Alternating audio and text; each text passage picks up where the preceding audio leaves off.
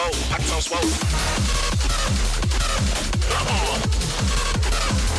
Independent, I'm fancy. Big bang, whoa, pockets on swole.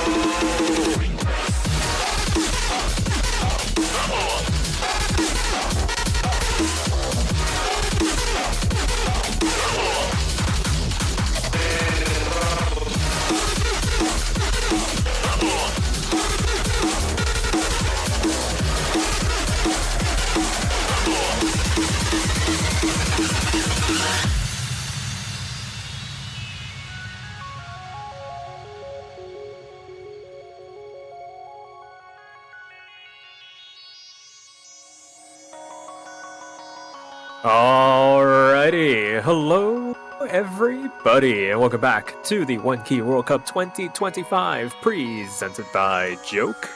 We are back with the penultimate match of the round of 20 weekend. All the elimination matches have already taken place. We have our 16 teams. There are only 4 teams left to determine where they're going to end up in this round of 16 bracket. We've already had some pretty surprising results going into the back half of the weekend, and hopefully this one proves to be equally as exciting as some of the last ones. It is going to be the United Tingdom versus Peru clave to determine who. This is probably the least impactful swap that could happen. It is our 6th seed and our 7th seed going up against each other. No closer matchup this weekend exists outside of maybe one of the elimination matches, but these two teams are so evenly matched going into this. It will be very hard to tell which of them will have the advantage going on into it. As always, my name is Sparky, and I am joined in the commentary booth this time around by none other than Epic Man 2. How's it going? Yo, yo, yo, welcome on everyone, it's Epic Man 2, and yeah, very well introduced there. We're going to be having the second to last match of the round of 20 weekend, going to be between, well, United Kingdom, or otherwise known as Great Britain B, as it says on the thing here, and Peru clave. So, going to be quite interesting, knowing that, like, just looking off, just skimming through, like, the qualifier results here, I can basically gather that, like, both of these teams are, like, relatively equal when it comes to their scores in general. So, this is going to be kind of interesting to watch, just seeing how they face off against each other, because basically, there was the consistency between both these teams in the score sheet, as we can see here, is like kind of like it's basically all over the place. Like some maps, basically United Kingdom has basically got the upper hand on, and then some maps Peru clave has also gotten basically gotten the upper hand on as well. So, gonna be interesting to watch how they both face off against each other here. Yeah, this could go so many different ways, just depending on how consistent the players are taking on this slightly easier map pool compared to the qualifiers. I imagine taking it down a couple notches makes it a little bit easier for some of these players to begin sharpshooting scores that we imagine that they're capable of. That being said, being like right smack dab in the middle of that 1 through 12 qualifying position is just, you never know. It could just come down to one person finding an inopportune drop somewhere in one of these maps, given how short some of them are as well. That is several tens of thousands of points that could get swapped over. And I mean, intense back and forth. We've had some pretty convincing results, to say the least. I think there was only one match that actually went beyond a 5-1, and that was towards the beginning of the weekend with Random States A and Croatia finishing 5-3. The closest we've gotten to a tiebreaker so far this weekend. I feel like this is our next best opportunity to see, if not a tiebreaker, just a back and forth between two almost evenly matched teams going on into it. Yeah, pretty much. I mean, like, knowing both these teams, the United Kingdom and Peru are very well renowned for having, like, very versatile players in general. I mean, when it comes to the United Kingdom, you have, like, the main powerhouse being Ting Momentum and also Pulsing.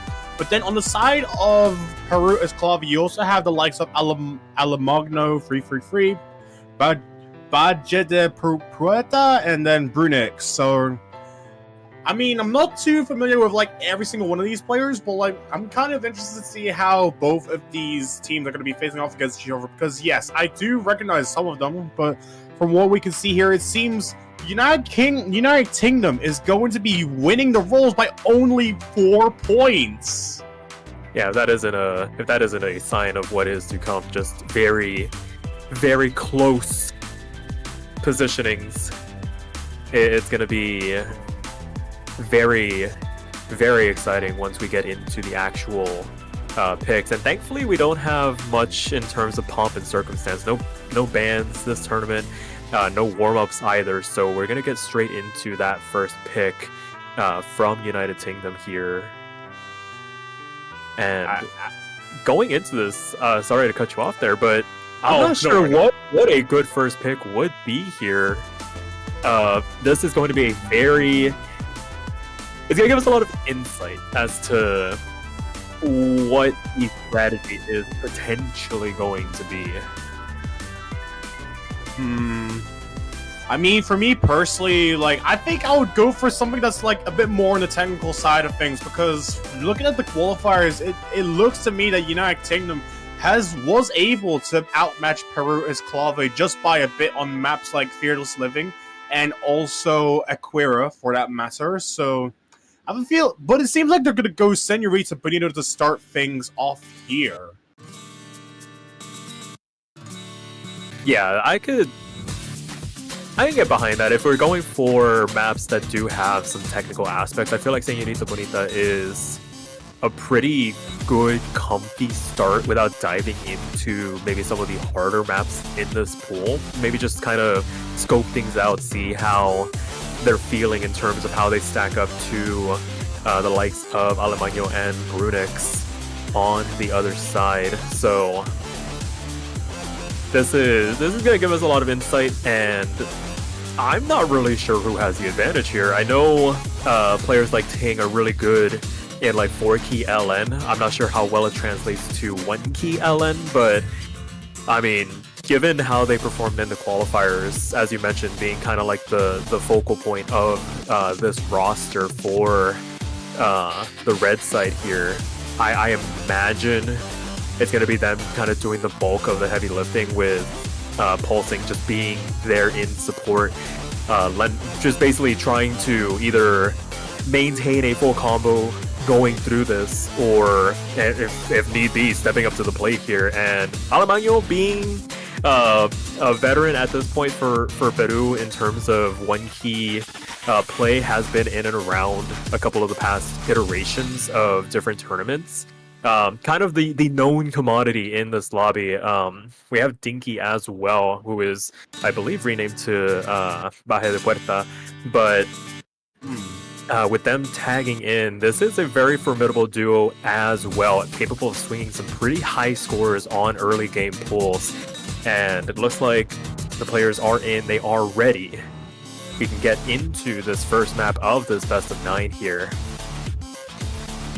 Indeed. So going into this pick, it definitely makes sense as a first pick, but the first thing I would probably be concerned about is like just looking over the qualifier results again. Like, this map, Senorita Bonita, is like kind of a risky map as well in its own right, knowing the fact that it is objectively the shortest map in the entire pool, but also because of the fact that looking at qualifiers on Backlash, for example, you can see in the United Tingdom score line that Ting Momentum did get 966k, but Pulsing didn't end up performing on the same standards, getting only 800k basically. So this is basically where my main point of concern comes for this map alone, and we can see already that there is at least some misjudgments on the side of Pulsing as the score lead just goes on the Peru, but Jeddah takes the first drop, going to be not escaping that first bite and taking the second drop. Oh, yeah, not the strongest start for Peru on their side, but taking a number of misses, not able to really get their footing back under them after that first one, and taking quite a considerable amount of damage down into that A rank for the briefest of moments before climbing back up into that 95% mark. And a second miss, Pulsing finally trading one back, but a 90,000 point advantage. Ting kind of handling Alemanno on the top side of the lobby, going into these triplet runs, nobody finding a drop. And with one full combo on either side, the exchange being won by the United Tingdom to the tune of about 90,000 points going into this last quarter. Not a lot Peru can do from this position, and we can kind of put away our concerns for their performance in this map overall, doing more than enough to secure this first point in this match and make it 1-0 with the last couple of notes raining down. It is going to be a 95,000 point win to close this one out.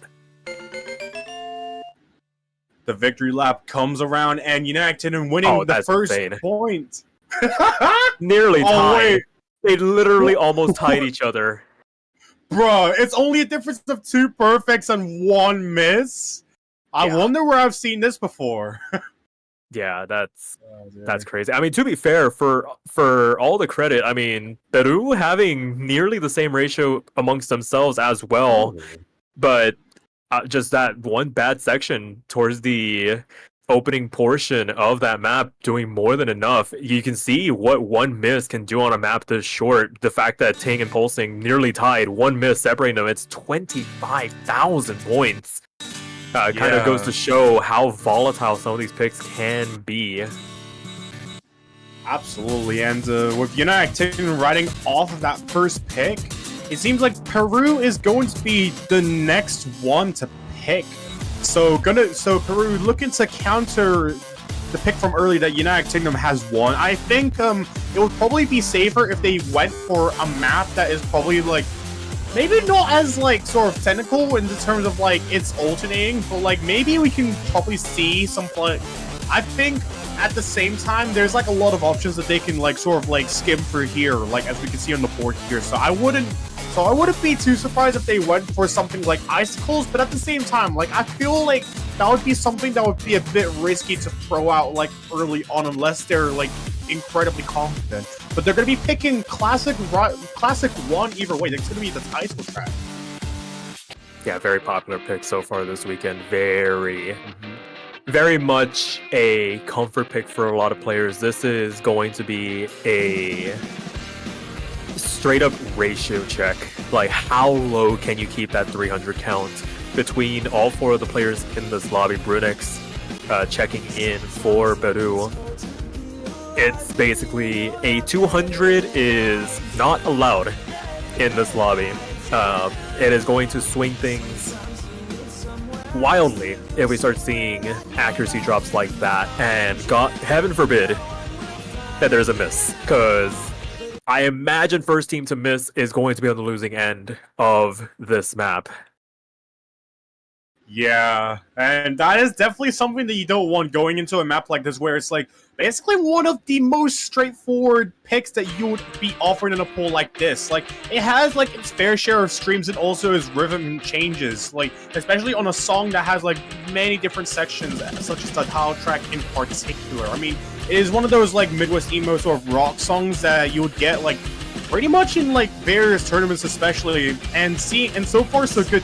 United Tingdom has the upper hand so far by about nearly 3,000 points. Peru has found some sort of like break on the way. Alemanno and Brunix basically just a bit under the accuracy that Ting and Pulsing have, but I wouldn't be surprised if this changes anytime soon, if we're going to be seeing some sort of misses come out somewhere along the way. Yeah, as we continue on into the second quarter of this map, as you mentioned, Ting and Pulsing just riding off with the higher accuracy between themselves and accounting for this 3,000 point lead can swing in an instant. We get into the drum fills here, the constant stream of 1/4 runs.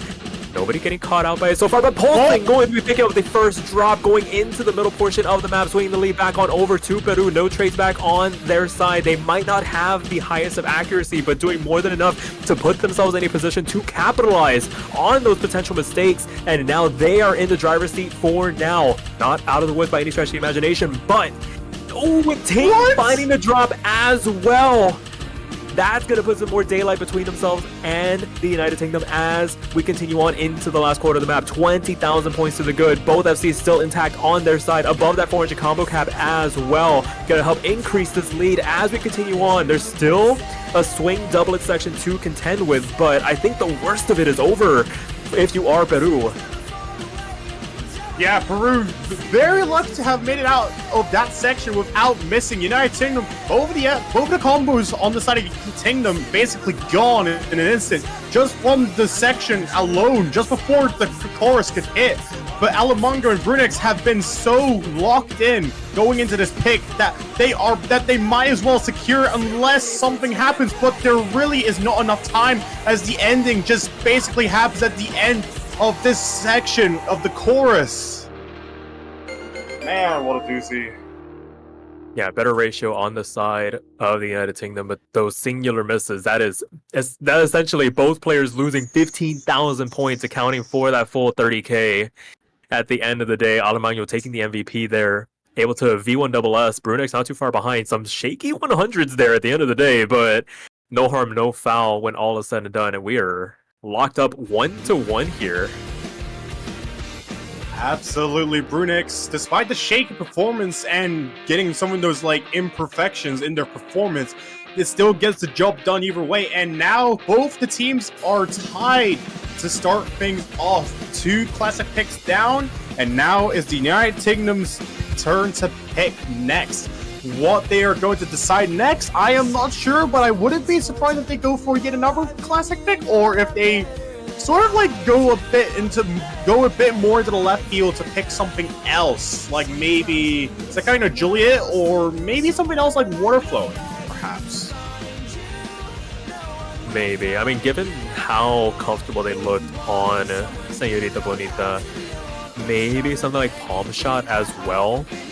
Outside consideration, beyond the decision, if you want to stick with those like technical hybrid-esque style of charts, but that is also a very hard map to make it through cleanly. And if we refer back to those qualifier scores, it felt like as the maps got a little harder, it kind of got a little more difficult to stay stable. But as I say that, it is actually going to be beyond the decision getting picked here for United Kingdom. So maybe opting into that more difficult hybrid to kind of shake things up a little bit. Quite a bold pick, in my opinion. Like, I wasn't initially expecting for Beyond Decision to be brought out this early, the joke original, but knowing the United Kingdom, they definitely seem to be very confident when it comes to being like a versatile assortment in their own right, especially in comparison to Peru, which is also like quite versatile, knowing the qualifiers scoring as well. So this is going to be kind of interesting. This map clocking in at like 2 minutes and nearly 2.5 minutes for that matter as well. It really is like one of those maps that just has a lot of alternation that you really got to look out for. So just seeing how both these teams are going to be matching those alternations and just how they simply manage them is going to be interesting to watch, really. Whether we're going to be seeing maybe something happening on maybe Tingdom or Peru as clave maybe taking a drop. One of these teams has to break the tie first before we continue the match. Absolutely. This is a very volatile pick. Can go either way. Wouldn't be surprised if we saw some trades here. It's not going to be safe until we get towards the tail end of this map. And here we go, getting started with map 3 of a potential 9. It is going to be Beyond the Decision, the original made for the round of 20.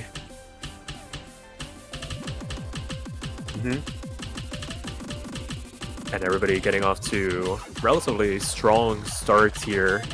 The real meat of the map beginning to show itself. Brunix and Pulsing both finding trades here. Brunix faring much worse for wear in the exchanges, losing about a full 4%, and another drop to boot. Going to help extend this lead for United Kingdom to the tune of 30,000 points, as Brunix really struggling to find their footing. in the intro of this map, down into the A rank range. All these even 1-4 streams really taking them for a bit of a ride here, pulsing, trading back some of those misses, but able to keep them much cleaner by comparison, leaving the top half of the lobby relatively alone here to kind of duke it out amongst themselves. Ting winning the battle over Alemano by a full percent going into the break here. Yeah, strong pick from the side of Tingdom in the end, as it seemed to be working out for them, despite the chain misses from pulsing that basically reciprocated what Brunix has been essentially like having like caused them. It's basically like still working out in their favor, just going off of the fact that Ting Momentum has the strongest accuracy and the score overall in the lobby. We're already going into the back half of the chart right now, and Brunix still taking all of those jabs just from these very tight shields alone. That is only going to increase the score lead for Tingdom. I don't think there is any coming back from this unless we see something drastic on the side of Tingdom happen. But I don't think that is very likely. There's still just an 8 of the map left. As we can see, the donut is being slowly, fully circulated, and with everyone in Peru just missing. Oh no. Yeah, this was a very, very good pick for United Tingdom, just able to really show off what they are made of. Ting just putting the team on their back, 99.7 at the end of the day, keeping it so clean, making it 2-1, a V1 double S on the original, taking the MVP by a considerable margin. Crazy. Crazy. Yeah, Ting just taking their lap here. I mean, that is probably the score of the weekend on that map. And Peru up to pick now. I mean, to be fair, things still relative parity. An opportunity to make it 2-2. No breakpoints have gone either way, so can't really get too down on it. Maybe they wouldn't have willingly gone into that map if they were up to pick, so you can kind of just brush it off a little bit. But now the question becomes, what do they go for next? I mean, water flowing is a consideration. We mentioned Zeka no Juliet earlier for a potential Tingdom pick, but I imagine the avenues are maybe a little bit narrower for Peru to navigate without inadvertently extending an olive branch to this United Tingdom side to potentially catch them on a ratio battle or just a double FC run. Absolutely, like, especially with these kinds of maps in general, like, there isn't really, like, way too much to offer when it comes to, like, some maps that are more on the technical side of things, especially as you would have seen from, like, the previous 3 maps, where we had maps like the Tile Track, which is basically a full Nelson Rice map with a fair share of streams, and then you got maps like Senorita Bonita and then Beyond the Decision, which is basically both, like, really dense when it comes to their hybrid patterning. So I would not be surprised if Peru probably takes a bit of a different turn on this kind of route to just simply pick something that is a little bit different, just based on, like, how Beyond the Decision went. Like, yes, Senorita Bonita did work in their favor, but at the same time, actually no, it wasn't Senorita Bonita, it was something else, right? Title Track. Yeah. Indeed. Okay, so I think they're going for Half Ghost here. I think Classic 5 was the speed pick from Joke, but gonna need some extra clarification here. The the change of the labels, Strikes again, Classic 5. Okay, yeah, thank you. But ensuring that we Oh dear. Yeah, the labels change. I imagine hopefully this is the only weekend where folks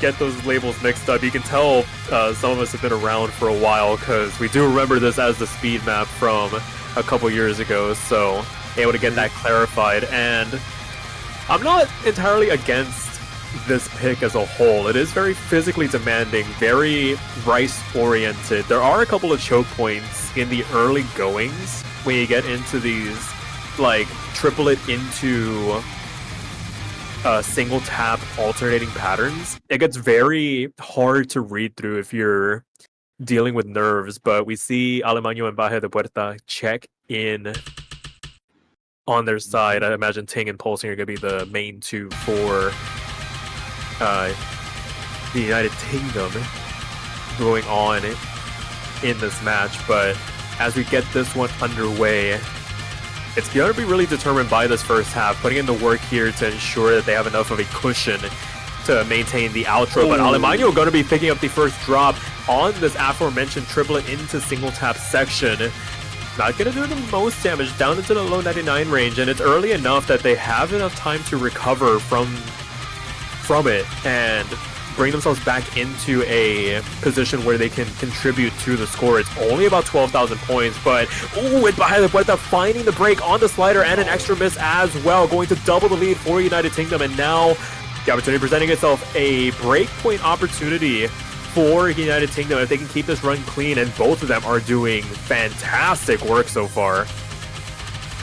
Yeah, absolutely. Peru probably chosen this out of confidence from how the title track had went on earlier.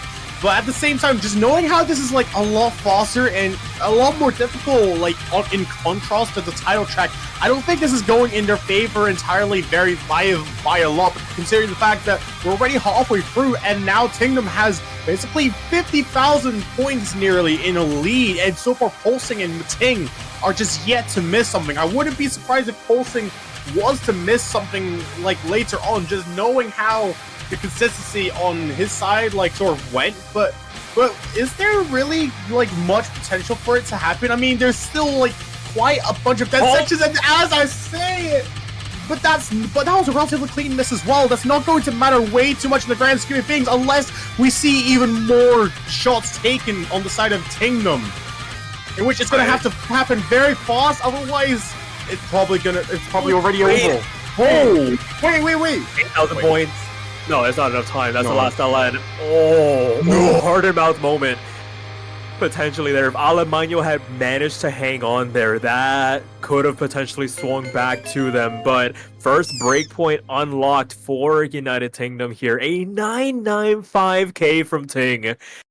What? The V1SS double-digit 300 count. That is an insane run, and they needed all of those points at the end of the day. The margin closest we have seen so far this match, 8,000 points, give or take, between the two teams. And, I mean, they'll take it. That breakpoint is going to be crucial to get back for Peru, but with United Kingdom up to pick now, you imagine there's a couple of more avenues they can take. The, dare I say, hardest map in this pool, at least in terms of pure Rice physicality, is now gone. And they can maybe turn their attention back to these more hybrid-esque maps. Maybe something like Classic 4, just getting Palm Shot out of the way. Obelisk is also a outside consideration now. I completely ignored it because I don't like the map personally. I just kind of pretend it doesn't exist, but no, it's gonna be Palm Shot at the end of the day. So just opting to stick with these more LN infused charts, I guess, maybe just playing off the fact that Peru has been finding these slider breaks here and there. So it will be Classic 4 at the end of the day. Get that loaded up here. Yeah, United Kingdom going to be shooting that palm here with Palm Shot. Relatively old song. I haven't heard this in like a while, but kind of interesting to see it like incorporated into this map pool as well. So United Kingdom just riding off of like their confidence from the hybrid picks alone. They have, it's basic. I think like both of these teams are basically kind of concerned about hybrids at this point. Like United Kingdom has taken a point off one of the hybrids, which was beyond the decision, but then Peru clave has also taken a point off of Senorita Benita from earlier at the start of this match. So I think like it's safe to assume that like both of these teams are probably in a bit of a dangerous position because of the fact that United Kingdom is only 1 point away from making a match point, but Peru still has the potential to climb things back a bit. They have shown throughout this match as well that they have the potential to catch up to their knees during each of these maps. So to see how this pick goes, I am kind of scared, partially. Yeah, this is... On the surface, it plays like a very easy map, but there are so many intricate patterns once we get into the first real drop of the map that could really just blow this whole thing wide open if somebody finds a early miss. And once I appreciate the hit sounds being active, you can hear Ting just ghost tapping to the to the map, or to the song rather. As we prepare the build-up into this first drop, this is going to be the make or break point if Peru wants to have a chance to try and catch United Tingdom unawares. But for right now, the accuracy advantage going the way United Tingdom, all 4 players holding onto their full combos going into this section, nobody finding any drops. These longer LNs can be cause for concern, but so far the only team really taking damage through this section is Peru. Both their players in that mid to low 99% range. Both Ting and Pulsing were hovering in that 99.7, 99.8 range. Pulsing picking up a couple of 200 kind of damage their accuracy just a little bit here, but pales in comparison to the 17,000 point lead they have built up just off the back of their team accuracy alone going into this last third. Yeah, United Tingdom still has a very strong lead, but they are not safe just yet. Peru still has the combos. Everyone still has the FCs on both of these teams. It's really just the accuracy difference that's making all the bigger difference in here as we get into the final section. It's still basically just the final section of the course. It's basically some sort of like jump up in DNB near funky section, but United Tingdom has shown no signs of faltering going through this section, and I think would be safe to assume that it's already over. Yeah, one slider break for the road for Alemano. Not going to really change the outcome here. I mean, United Tingdom had it on lock. Another V1SS from Ting here. Pulsing, lending their support as well. Only 100 on a near perfect performance from them as well. Almost 990K'ing that. And Peru wasting 0 time, immediately going for Classic 2. Not even giving our ref a chance to type out their message. They know what they want to go for here. The playtime is now officially over. It is now 4-1. United Tingdom on match point. Peru needing to get some of these breakpoints back to force the tiebreaker at this point. Yeah, I think at this point, Peru is basically just ready for wars. We can see just immediately taking out Classic 2 without much interval between the previous match. They don't need a break at all. We're just going straight into Classic 2. So knowing that Peru is probably like feeling a bit confident, but maybe it's just because of the fact that they are feeling a bit more confident on these Rice-oriented maps in general. But at the same time, I kind of wonder how this is going to go. Whether we're going to be seeing Peru taking some more points, because now they're basically at a bit of a disadvantage. They have to win at least 3 points to force the tiebreaker now that Tingdom has already made it to the match point. Yeah, I mean, with the picks dwindling down, I feel like we've reached a point where United Tingdom has kind of just settled in here. They're getting the better ratio in these maps. It really just comes down to if they can keep the runs clean, and so far they've managed to clean it up for the most part, just to keep themselves ahead. There was a scary moment in Half Ghost, but I mean, that was still carried by Ting's performance on that one. But with that being said, we get into Zekai no Juliet. This map is littered with some very awkward 1-4 streams diving back into some fast 1-2s. The 180 BPM kind of really comes to the forefront, makes things feel a little bit faster than you might expect at times, and it can be cause for overstreaming if you're not too careful. First one gets handled beautifully by all 4 of the players. No early misses to speak of as people settle in. Some early accuracy drops, particularly from Ting here, down into that low to 99 range, but early enough that it'll probably climb back up to that 99.7 range that we've kind of seen them hovering at throughout this match. Yeah, especially knowing that this map is like basically one of the more, what I would argue to be like the more burst-oriented map, like out of the rice maps that we have in the pool. Like this is bursty, but it's not like as inherently technical for that matter. Like you've got a lot of these streams, but then you also need to like control how you at least stream because of the fact that there is some bursts that are really tight as well. Talking to maybe 1/6 snap here that you would get in like some of these later parts. So, but so far, both these teams are dangerously equal. But we're gonna take the first miss that's just going to break the tie and bring it onto the side of Tingdom. While they still have not found a miss yet, I would not be surprised if Pulsing found a miss in response. But I don't think it's gonna happen this early, unless something happens. I mean, don't will it into existence here as we make our way into the back half of the map.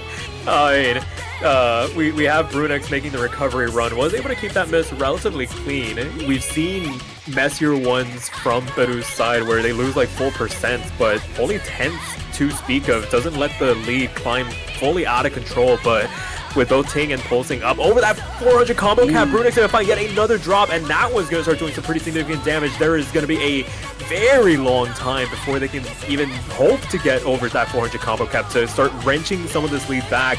If anything, now it comes down to United Tingdom finding a miss in this back half to give Peru a chance to get back into it. 30,000 points still hasn't escalated fully out of control. There's still some sections that can catch the players out, but as things stand, we've mentioned it before where United Tingdom has kind of settled into this rhythm where so long as they can keep the run clean, we see a couple of 200s raining down, but that you'll take those in comparison to full drops, and it's only contributing to this lead growing for United Tingdom. 37,000 points now. We mentioned Ting had a bit of a rough start for their standards at the beginning, but now basically climbing in terms of accuracy over everybody else, back to that position where we've kind of expected them to be at throughout this entire match. An eighth of the map still left to go, and the window opportunity for Peru quickly closing here off the back of those couple of misses. And last major burst rains down. Brunex now over that 400 combo cap, but too little too late. The lead's gonna stay intact. And United Tingdom going to be able to take this last breakpoint to close things out here by a score of 5-1 and ensure that we don't get the funny swap of 7 and 6. Is going to stay the 6 seed at number 6 and the 7 seed at number 7. Another 995k, but with Pulsing close behind 993. And Alemano, despite their best effort, gotta shout out that 993k from them as well. Very good runs overall. Just that little hiccup at the beginning doing the damage. Yeah, a remarkable effort from the side of Tingdom. Peru